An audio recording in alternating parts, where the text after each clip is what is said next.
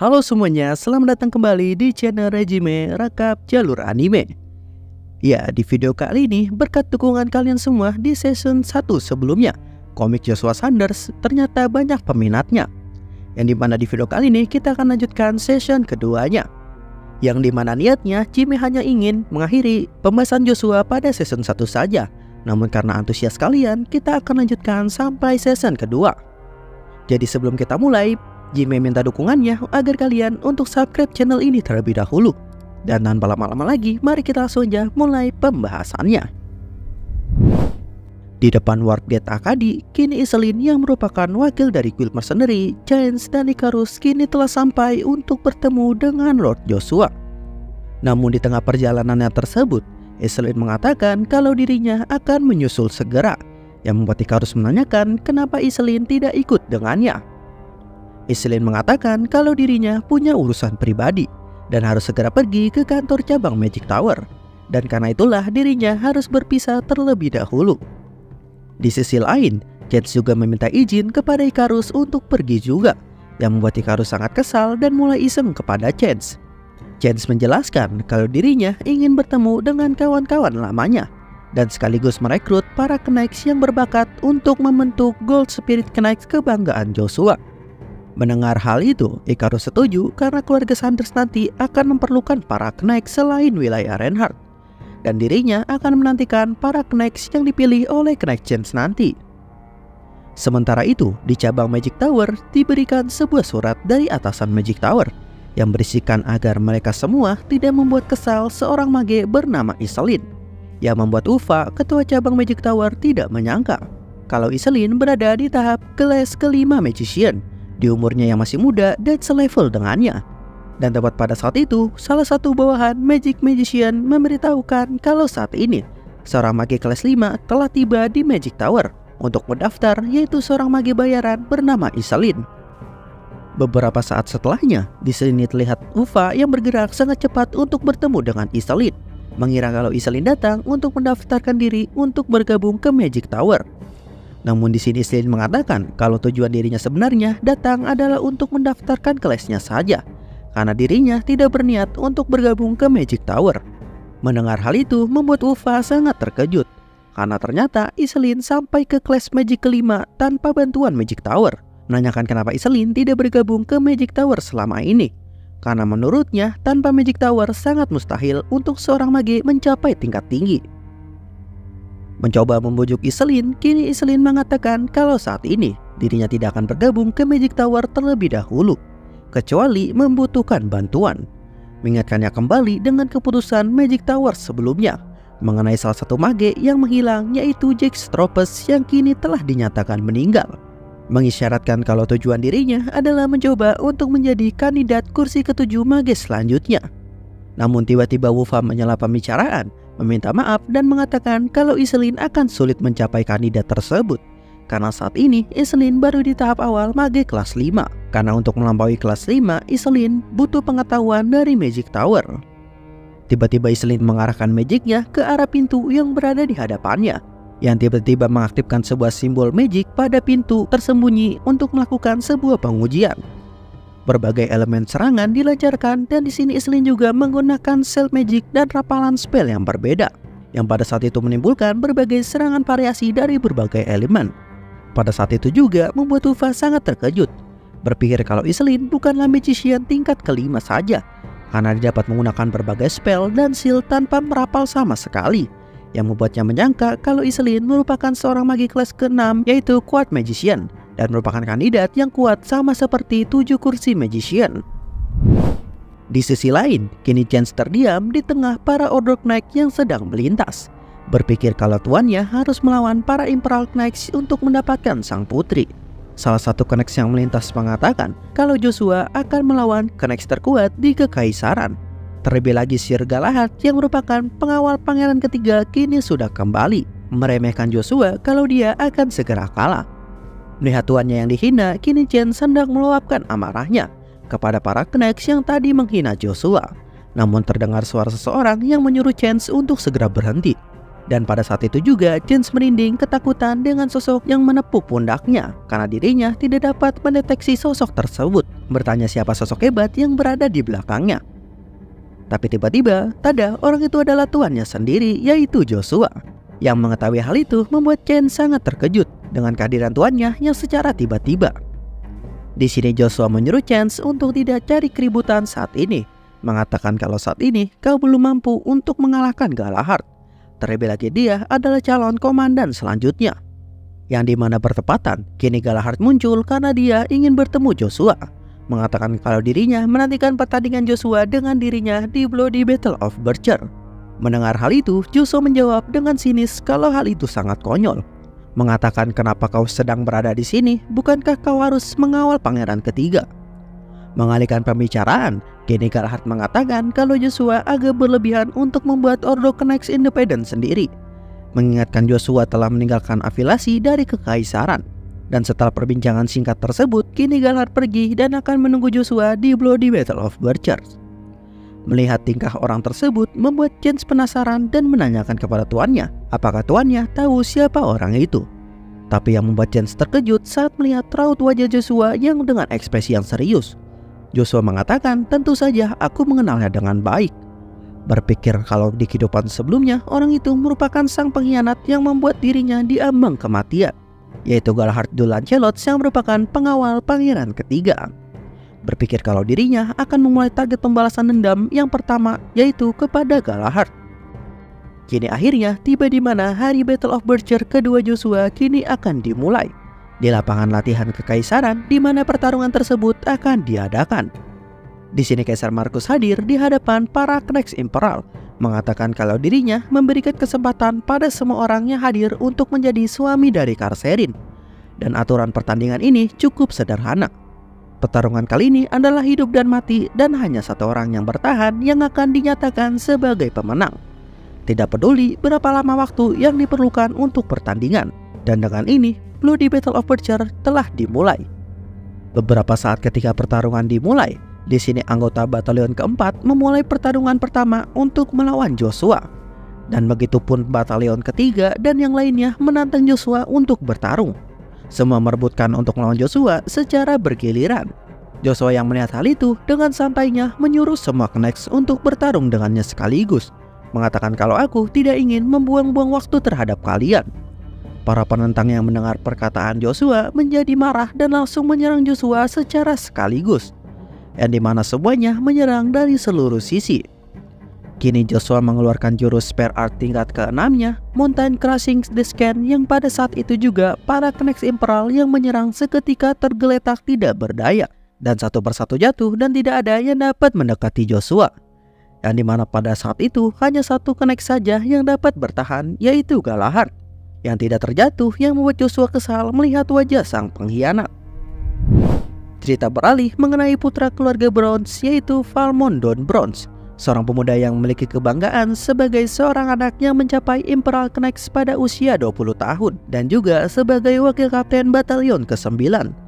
Semenjak dirinya menjadi Imperial Knights, keluarganya selalu membandingkan dirinya dengan orang lain dan tidak puas dengan dirinya yang membuatnya menjadi seorang yang pemalas dan tidak peduli apa kata orang lain. Dan pada saat suatu hari, dirinya diminta oleh Komandan Rhodes untuk pergi ke wilayah Dukaknus untuk melakukan ujian resesi yang dimana dirinya pertama kali bertemu dengan Joshua. Dan pada saat itu dirinya dikalahkan Joshua yang membangkitkan semangatnya kembali.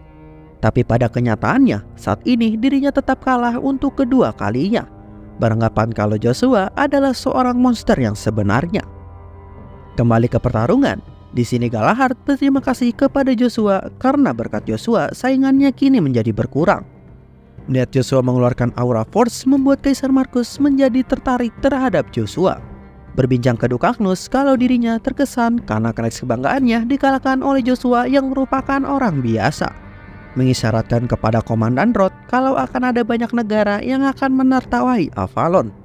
Namun di tengah perbincangan tersebut, kini terdengar suara seseorang yang memutuskan untuk bertarung dengan Joshua, yaitu Valmond yang masih tidak menyerah untuk mengejar Joshua, menantang Joshua untuk bertarung dengannya.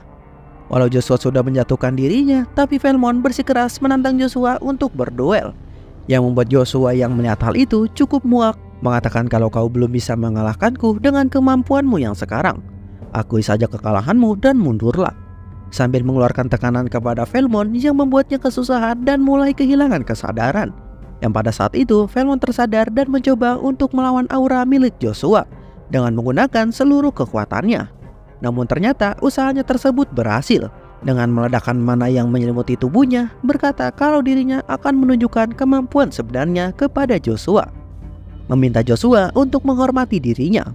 Melihat tekad Velmon membuat Joshua kini tertarik dan memberikan kesempatan untuk melawan dirinya. Dengan Joshua yang kini memulai serangan terlebih dahulu, membuat Velmon kini berusaha untuk melawan serangan balik. Walau dirinya tidak yakin dapat mengalahkan serangan tersebut, tapi dirinya mencari cara untuk mengendalikan mana yang dikeluarkan. Yang dimana pada saat itu terjadi sebuah ledakan aura dan berkat itu Velmon menyiapkan serangan terkuatnya. Melihat hal itu, Joshua berpikir kalau ternyata Velmon dapat mempelajari aura overlay dengan cara yang tidak biasa. Menganggap kalau Velmon merupakan orang yang jenius. Tiba-tiba Joshua terkejut melihat aura overlay yang dikeluarkan Velmon tiba-tiba menjadi pecahan dan aura tersebut membentuk puluhan pedang yang melayang. Yang dimana itu adalah salah satu rahasia dari jurus keluarga Bronze. Di sini dengan menggunakan spare art tingkat keempat, Annihilation, Joshua dapat melawan balik serangan yang dilancarkan oleh Velmon. Yang dimana serangan tersebut lebih besar dan mampu membuat kilatan cahaya di atas kepala Velmon. Dan pada saat itu, tiba-tiba Velmon merasa sangat kesakitan dan terjatuh. Berpikir kalau dirinya saat ini belum mampu untuk menahan efek samping dari kekuatannya. Kini Joshua berjalan ke arah Velmon mengatakan kalau kau sudah melampaui batasmu. Walau dalam waktu yang singkat, ku yakin kau pasti akan lebih kuat lagi. Karena itulah bakat yang kau miliki. Setelah mendengarkan kata penyemangat dari Joshua, kini Velmon memutuskan untuk menyerah. Joshua mengatakan kalau motivasi itu penting untuk melewati batas dalam diri dan juga tujuan yang jelas. Menyarankan agar Velmon meraih posisi yang lebih tinggi sebagai komandan Imperial Knights. Mendengar hal itu membuat Velmon terkejut dan termotivasi dengan perkataan Joshua, karena kini dirinya dihargai. Di tengah perbincangan tersebut, kini Galahad muncul dan mengatakan kalau saran Joshua kepada Velmon sungguh tidak sopan. Meremehkan Velmon kalau dia pasti tidak akan mencapai tingkatan tersebut. Mendengar perkataan itu, membuat Joshua teringat di masa lalu penyebab Velmon tidak dapat menjadi komandan bukanlah karena dia tidak berbakat, tapi karena si manusia yang satu ini yang selalu mengganggu. Mengatakan kalau hati yang gelap, keegoisan dan kesombongan masih tetaplah sama. Yang membuat kini Galahad tersinggung dengan kata-kata Joshua, karena menurutnya Joshua mencoba menilai dirinya. Mencoba memberikan kata balasan kepada Joshua, namun Joshua menyela perkataan Galahad, mengatakan kalau apakah kau takut dengan bakat yang dimiliki Sir Velmon, sampai kau menjadi sepanik itu. Semua kata yang Joshua katakan kini merendahkan Galahad, yang membuat Galahad kini menjadi emosi, dan pada saat itu juga Velmon terkejut karena Joshua dan Galahad kini menghilang. Komandan Roth yang melihat hal itu langsung dengan panik menyuruh para Knights untuk segera menjauh dari arena pertandingan. Karena sekarang sedang terjadi pertarungan antara manusia super yang sangat berbahaya. Kejadian pertarungan itu sangatlah cepat sampai tidak dapat diikuti oleh mata. Dan para Knights yang melihat pertarungan itu sangat terkejut dengan apa yang dilihatnya. Joshua dan Galahad yang beradu serangan secara terus-menerus membuat arena hancur dan banyak ledakan di sekitar. Yang membuat Velmon tidak menyangka kalau pertarungan manusia super ternyata seperti ini. Sementara Komandan Roth masih percaya kalau Galahad masih lebih kuat daripada Joshua. Berpikir kalau kemampuan Galahad lebih unggul karena kemampuannya adalah Speed of Thunder Gods, yang dimana itu adalah teknik rahasia keluarga Galahad yang menciptakan kecepatan secara instan. Dan dengan kecepatannya tersebut dirinya dapat bergerak seperti kilat. Beranggapan kalau Joshua tidak tahu teknik itu, maka Joshua akan segera tamat. Tiba-tiba petir menyambar yang terlihat wujud Joshua dengan jelas di arena, yang dimana dirinya menancapkan tombak Lugia ke tubuh Galahad. Dengan ekspresi yang panik, Galahad meminta Joshua untuk segera sadar. Tapi sayangnya dirinya merupakan target dari predator. Dan pada saat itu juga tanpa ragu-ragu Joshua menebas tubuh Galahad dengan tombak Lugia, yang dimana itu adalah awal balas dendam pertama kepada orang yang telah mengkhianati dirinya, yaitu sebuah kematian yang tragis. Dengan tatapan seriusnya, kini Joshua memandangi kematian Galahad. Melihat hal itu membuat semua orang yang hadir merasa sangat terkejut, mempertanyakan kenapa Joshua membunuh Knight Galahad padahal ini hanyalah sebuah duel biasa. Di sisi lain, Komandan Roth yang melihat hal itu seketika marah karena calon penerusnya kini telah tewas di tangan Joshua. Dirinya mulai maju untuk mencoba untuk membunuh Joshua. Dengan serangan yang tiba-tiba tersebut membuat Joshua tidak menyangka kematian Galahad sangat memicu kemarahan Komandan Roth, yang membuat dirinya berpikir untuk melawan balik karena Komandan Roth pasti tidak akan mendengarnya. Di saat Joshua mulai menyerang balik, serangan tombaknya sama sekali tidak berefek dan dengan mudah dilawan, yang menyebabkan Joshua terkena serangan yang cukup kuat. Sementara Dok Agnus yang mengawasi pertandingan cukup khawatir dengan Joshua. Dan hal itu dapat diketahui oleh Kaisar Markus menanyakan, apakah kau takut Pak Tua itu akan membunuh putramu yang kurang ajar? Beranggapan bukankah akan menjadi menarik memberikan Joshua pelajaran agar tidak menjadi angkuh? Terlebih lagi lawannya adalah Lord of Knights. Kembali ke pertarungan, Komandan Roth terkejut dengan apa yang dilihatnya. Karena Joshua ternyata masih dapat berdiri tegak dan serangannya hanya membuat lubang di arena. Pada saat itu, Joshua mengatakan kalau dirinya akan mengakhiri pertarungan ini sekarang, dan Komandan Roth harus mendengarkan penjelasannya. Walau begitu, Komandan Roth yang masih teguh tidak mau mendengarkan Joshua, dan mulai menyerang Joshua kembali, yang membuat Joshua serius untuk menghadapi berbagai serangan yang dilancarkan. Namun posisi Komandan Roth masih tetap unggul dan memberikan sedikit luka pada Joshua, yang mana membuat Joshua berpikir untuk bertahan tanpa menerima serangan yang mematikan. Di sini Joshua mengeluarkan jurus Mount Cross-nya yang pada saat itu juga membuat ledakan mana yang mampu sampai terlihat di langit arena, yang membuat Komandan Roth merasa kagum dengan kekuatan Joshua, merasa kalau dirinya tidak memiliki pilihan lain lagi. Untuk melawan Joshua, dirinya harus menggunakan skill tersembunyi yang dirinya gunakan untuk melawan Nine Star.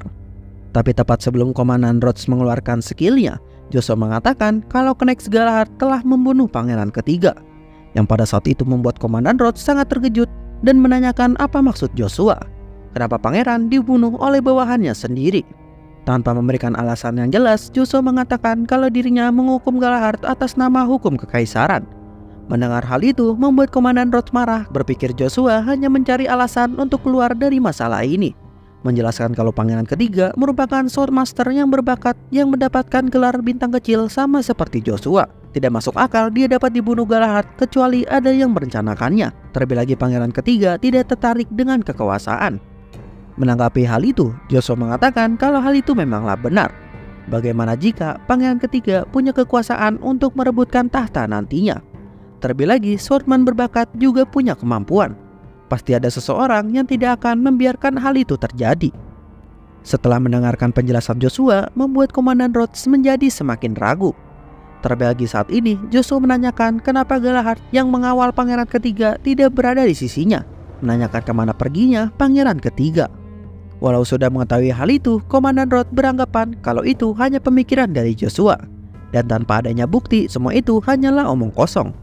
Di sini Joshua mengatakan kalau dirinya tidak sengaja mendengar hal itu dari orang lain, yang membuat Komandan Roth marah karena ternyata Joshua hanya berspekulasi saja.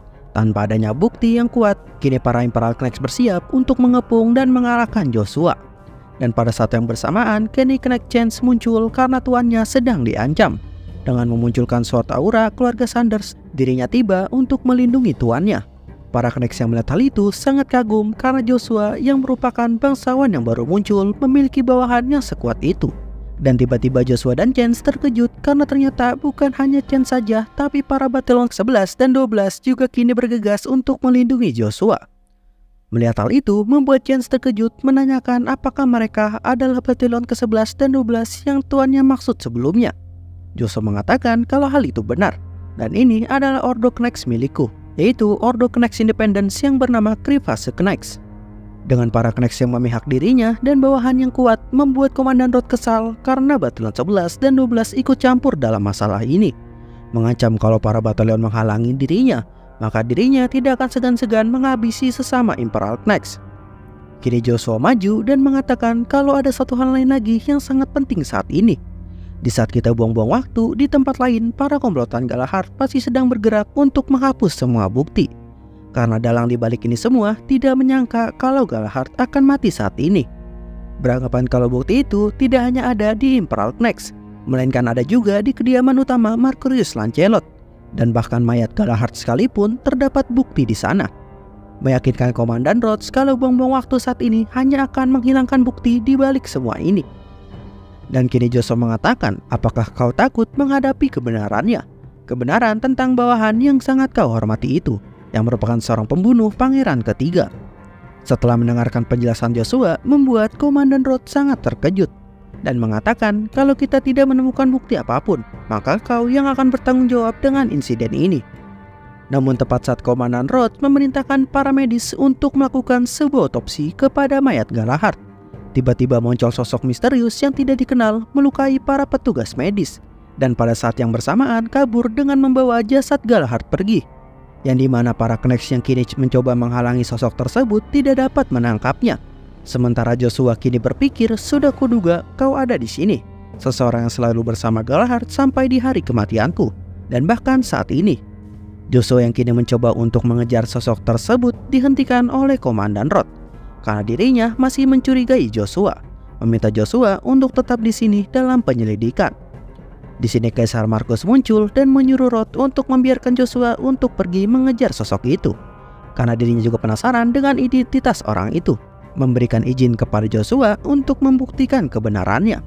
Walau sudah mendengar perkataan Kaisar, Komandan Rhodes masih sungkar karena takut nantinya Joshua akan melarikan diri. Namun Kaisar Markus mengatakan kalau itu tidaklah apa-apa, karena ayahnya lah yang akan bertanggung jawab. Menanyakan kepada Duk Agnus, bukankah kesalahan sang anak merupakan kesalahan orang tuanya? Di sini Duk Agnus hanya terdiam dan memberikan jawaban singkat kalau dirinya akan bertindak dengan kehendak Kaisar. Setelah mendengar hal itu, kini Joshua dibiarkan pergi, dan hukuman untuk orang yang membawa jasad Galahad akan dilakukan nanti ketika Joshua berhasil menangkapnya. Sebelum Joshua pergi, dirinya melihat sang ayah, hanya bertatapan mata tanpa mengatakan sebuah kata-kata. Dan setelah itu, kini Joshua langsung pergi seketika meninggalkan Chance yang masih berada di arena. Sementara itu, di kediaman Pangeran keempat, di sini Kaisar menghubungi Evergrande melalui Crystal Magic, mengatakan kalau sekarang variabel besar kini telah muncul, menanyakan berapa lama lagi untuk Evergrande menaklukkan Magic Tower. Evergrande menjelaskan kalau sekarang banyak pendukung Magic Tower, tapi hanya masalah waktu karena dirinya memiliki seorang pendukung magi rank tinggi, jadi seharusnya rencana kedepannya tidak akan sulit. Setelah mendengar info tersebut, kini Kaisar mengatakan kalau dirinya akan mengadakan pertemuan kembali ketika Evergrande telah menjadi ketua Magic Tower di pertemuan selanjutnya. Berpikir kalau sepertinya ada seorang yang telah membocorkan informasi kepada Joshua yang membuatnya membunuh Knight Galahad, yang pada saat itu membuat Evergrande sangat terkejut karena itu adalah perubahan yang sangat besar dalam rencana. Tapi yang dari dirinya pikir bukan rekan Galahad yang membocorkan informasi tersebut, melainkan salah satu murid Heimdall, meminta Pangeran keempat untuk mengawasi situasi ini sedikit lagi. Pangeran keempat berpikir kalau terus begini maka rencana akan hancur sebelum perang besar terjadi, dan sekarang dirinya lah yang harus turun tangan secara langsung untuk menghentikan semua ini. Oke, sampai sini dulu pembahasan cerita kita kali ini. Terima kasih untuk kalian yang sudah mendengarkan sampai akhir, dan juga dukungan kalian di season 1 sebelumnya. Jadi di sini ada 2 poin penting yang akan terungkap di part selanjutnya, yaitu mengenai identitas pangeran ketiga dan juga siapa sosok orang yang selalu menemani sang pengkhianat Gellert di masa lalu. Jadi itu dia pembahasannya. Jangan lupa di subscribe dan bantu channel ini supaya bisa upload setiap hari, dengan memberikan dukungan kalian dan komen-komen motivasi kalian. Sampai jumpa di next video selanjutnya. Sehat selalu. Bye bye.